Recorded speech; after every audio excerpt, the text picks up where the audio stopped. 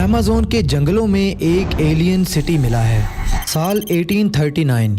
Naturalist manual Ferreira Lagos ऐसे ही normal discoveries करते हुए इनको एक दिन 10 पेजेस की एक मैन्यूस्क्रिप्ट मिलती है जिसका इंग्लिश टाइटल था historical relation of an occult large very old settlement with no inhabitants that was found in the year 1753। ये मैन्यूस्क्रिप्ट 512 के नाम से नेशनल लाइब्रेरी ऑफ ब्राजील में रखवाई गई। इस मैन्यूस्क्रिप्ट को लेकर कुछ डिटेल्स दी गई थी कि इस मैन्यूस्क्रिप्ट में साल 1753 में कुछ बैंडिरेंटेस, आसान अल्फाज में जिन्हें आप कॉलोनियल ब्राजील के दौर के एक्सप्लोरर्स कह सकते हैं, उनकी तरफ से बाहिया ब्राजील में एक लॉस्ट सिटी को खोजने की और उसकी डिटेल्स बयान करने की डिस्क्रिप्शन लिखी गई थी। हिस्ट्री में ऐसे मैन्यूस्क्रिप्ट्स और डॉक्यूमेंट्स की कोई भी कमी नहीं है जिनमें लॉस्ट सिटीज के किस्से लिखे गए हों, लेकिन इस खोज के 80 साल बाद ये डॉक्यूमेंट कॉलोनल पर्सी हैरिसन फॉकेट को मिला, जिन्होंने इस शहर की खोज में अपने आप को लगा दिया और उन्होंने इसे नाम दिया द लॉस्ट सिटी ऑफ जी, जिसे आप में से बहुत सारे लोग एल डोराडो के नाम से भी जानते होंगे। सन 1920 में वो पहली बार इस शहर की खोज में निकले थे, लेकिन रास्ते में बुखार होने की वजह से वो वापस आ गए। लेकिन इससे भी उनका जोश ठंडा नहीं हुआ, क्योंकि 5 साल के बाद यानी साल 1925 के आसपास वो अपने बेटे जैक और उसके दोस्त रैली रेमिल के साथ दोबारा से एक्सप्लोरेशन पर निकले, लेकिन इस बार उनमें से कोई भी वापस नहीं आया। अब साल 1541 में गोंजालो पिज़ारो ने भी अमेज़न के जंगलों में एल डोराडो को ढूंढने की कोशिश की, और वो भी 340 लोगों के अपने ग्रुप के साथ। लेकिन कुछ टाइम के बाद उनके क्रू की हालत भी इतनी ज्यादा खराब हो गई थी कि उन्हें भी खाली हाथ ही वापस आना पड़ा। दोस्तों, इन किस्से और कहानियों के अलावा इस शहर को आज तक कभी फिजिकली नहीं देखा गया, जिसकी वजह से कई बार इसे सिर्फ एक मिथ के तौर पर ट्रीट किया जाता है। लेकिन दोस्तों, अमेज़न के खतरनाक और बड़े जंगलों में अब एक ऐसे मैसिव शहर को खोजा गया है जो शायद एल डोराडो या फिर ऐसा कुछ भी हो सकता है। अब आप सोच रहे होंगे कि कैसे, तो दोस्तों आज की इस वीडियो में हम इसी बारे में बात करने वाले हैं। दोस्तों, इन्फो बुक की दुनिया में एक बार फिर से खुशामदीद। दोस्तों, अमेज़न के खतरनाक जंगल में किसी भी तरह के एक्सपीडिशन मिशन को पूरा करना हमेशा से इसीलिए मुश्किल रहा है क्योंकि इतने घने जंगल में किसी भी चीज को तलाश करना बिल्कुल ऐसा है जैसे नामुमकिन। लेकिन साइंटिस्ट्स ने इस बार एक नया तरीका आजमाया।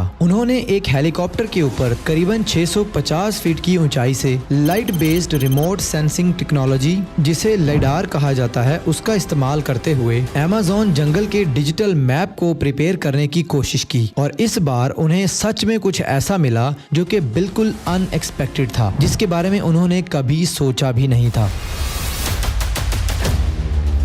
अमेज़न के बोलिवियन हिस्से में इन लाइडार इमेजेस में ऐसे कई तबाह हो चुके पुराने रूइंस दिखे जो अभी सिर्फ 600 साल पहले ही तबाह हुए हैं, और ह्यूमन हिस्ट्री के हिसाब से इस 600 साल के वक्त को हम बहुत ही ज्यादा रिसेंट कहेंगे, क्योंकि अगर इंसान की तारीख की बात की जाए तो उसके हिसाब से ये बहुत ही थोड़ा वक्त है। हालांकि इस सिविलाइजेशन का एग्जिस्ट करना इतना शॉकिंग मैटर नहीं है जितना शॉकिंग मैटर यहाँ पर पाए जाने वाले रूइंस का शेप है, क्योंकि जनरेटेड इमेजेस के मुताबिक इन अर्बन सेंटर्स के ऊपर पिरामिड्स मौजूद थे जो कि इसे टेक्निकल पॉइंट ऑफ व्यू से और भी ज्यादा मिस्टीरियस बना देते हैं। अब इस जगह के लाइडार मैपिंग से लिए गए इमेजेस और लोकेशन के हिसाब से इन रूइंस से 2 चीजों का पता लगाया गया है। पहली चीज ये कि ये रूइंस कैसारेब कल्चर के दौर के थे। दूसरा ये कि उस दौर के हिसाब से अमेज़नियंस को जिस तरीके से सोचा जाता था, ये रूइंस उससे कहीं ज्यादा एडवांस नजर आते हैं। बेटी मैगर्स क्लासिक आर्कियोलॉजी के बहुत बड़े बड़े नामों में से एक नाम है। वो हमेशा से ही कई पुराने आर्कियोलॉजिस्ट्स के साथ इसी आइडिया को प्रपोज करती रही हैं। अमेज़न बेसिन एनवायरमेंटली इतनी फिट नहीं है कि वो एक सिग्निफिकेंटली लार्ज पॉपुलेशन को हैंडल कर सके। ऊपर से यहाँ के ट्रेडिशनल पॉइंट ऑफ व्यू को देखते हुए हमेशा से यही अज्यूम किया जाता रहा है कि यहाँ पर काफी ज्यादा पुराने जमाने के आदिवासी टाइप लोग ही रहते होंगे, जिनकी डेवलपमेंट ग्रोथ सिर्फ शिकार करने तक ही महदूद रहती होगी। लेकिन हाल ही में होने वाली ये खोज इस बात का साफ सबूत थे कि यहाँ पर रहने वाले लोग अपने आप में एक सिविलाइजेशन क्रिएट कर रहे थे जो आज के दौर के आर्किटेक्चर जैसे कि पिरामिड्स और कैनाल्स की क्रिएशंस को भी एग्जीक्यूट कर सकते थे। लेकिन ये इस डिस्कवरी का सबसे बेस्ट पार्ट नहीं है। सबसे मजेदार हिस्सा तो हमें इस रीडिंग की पूरी इमेज में दिखता है। इसमें जिन एरियाज को आप ग्रीनिश और रेडिश हाईलाइट में देख रहे हैं, ये हाईलाइट्स दिखा रहे हैं कि इस एरियाज में कितने आर्किटेक्चरल रुइंस पाए गए हैं, जिसकी बेस पर आर्कियोलॉजिस्ट ने उस एरिया की पॉपुलेशन डेंसिटी को मेजर किया था और इस मेजरमेंट रेंज के मुताबिक 70 से 150 लोग पर स्क्वायर किलोमीटर आते हैं। और ये पॉपुलेशन डेंसिटी इतनी भी कम नहीं है। अगर हम इसे रशिया, मंगोलिया और ग्रीनलैंड की कंबाइंड पॉपुलेशन डेंसिटी से कंपेयर करें तो ये फिगर उस कंबाइंड डेंसिटी के फिगर से फिर भी 2 से 3 गुना ज्यादा है। अब इस इमेज के मुताबिक सिर्फ चंद शहर ऐसे हैं जो अमेज़न बेसिन से जुड़े हुए हैं, लेकिन एक शहर ऐसा है जो कि नदी से काफी ज्यादा दूर है। अब उस एरिया में भी पानी की सप्लाई ना रुके,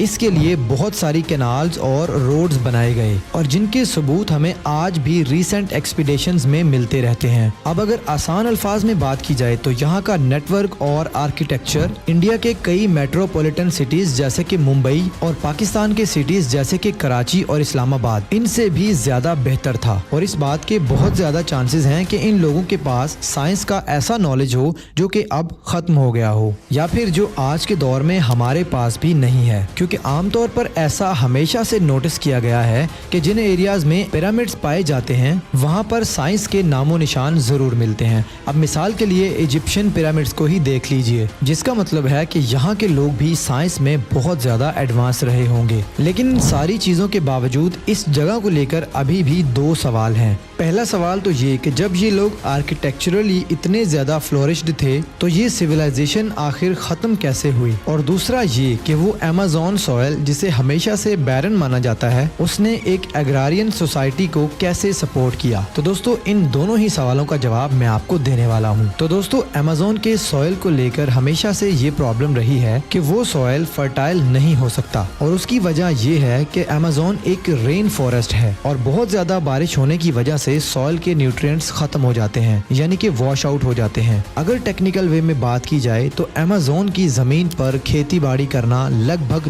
नामुमकिन है। लेकिन फिर सवाल ये आता है कि यहाँ के लोगों ने एग्रीकल्चर प्रोड्यूस कैसे किया, और यहाँ पर आता है सबसे ज्यादा इंटरेस्टिंग पार्ट, जिसे 2 कैटेगरीज में डिवाइड किया जा सकता है। पहला तो ये कि वो स्लैश एंड चार टेक्निक का इस्तेमाल करते थे, जिसमें वेजिटेशन यानी घास फूस को हल्की आंच पर जलाकर उससे बनने वाले चारकोल को एक बंद एनवायरनमेंट में प्रोड्यूस करते थे, कुछ इस तरीके से। अब इस तरीके में चारकोल हवा में रिलीज होने की बजाय सॉइल में मिक्स हो जाता था और फिर वो इस सॉइल की फर्टिलिटी को इंक्रीज कर देता था। और एक और चीज जो यहाँ के लोगों की हायर इंटेलिजेंसी को दिखाती है वो है यहाँ की फर्टिलिटी के लिए यूज किए गए मिक्सचर्स, क्योंकि सॉइल सैंपल्स बताते हैं कि यहाँ के सॉइल की फर्टिलिटी को इम्प्रूव करने के लिए मैनुअली इसमें ऑर्गेनिक मैटर्स जैसे कि ब्रोकन पोट्री, हड्डी के चूरे, खाद और बचे हुए खाने को मिलाते थे ताकि उसकी फर्टिलिटी को इम्प्रूव किया जा सके। अब इस प्रोसीजर को कई सालों तक रिपीट करने के बाद वहाँ के लोगों ने एक ऐसी सॉइल क्रिएट कर ली थी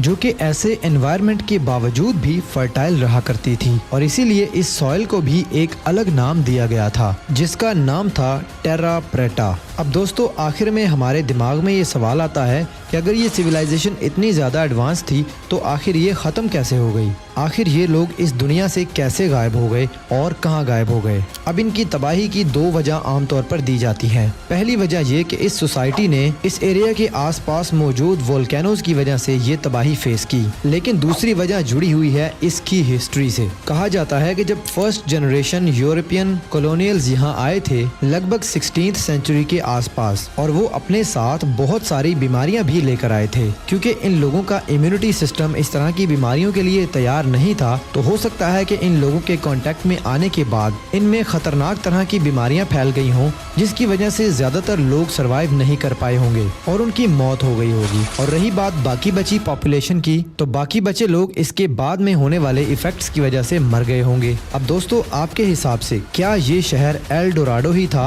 या नहीं, या फिर इसके पीछे अब कोई और मिस्ट्री है? तो नीचे कमेंट सेक्शन में अपनी राय जरूर दीजिएगा। दोस्तों इस तरह की वीडियोस को बनाने में बहुत ज्यादा टाइम और रिसर्च लगती है, इसलिए इस वीडियो को एक लाइक जरूर कर दीजिएगा। इस तरह की मजेदार और इंटरेस्टिंग वीडियोस को देखते रहने के लिए हमारे चैनल इन्फोबुक को सब्सक्राइब भी कर लीजिएगा। तो दोस्तों मिलते हैं नेक्स्ट टाइम किसी और मजेदार और इंटरेस्टिंग स्टोरी के साथ। तब तक के लिए बाय बाय।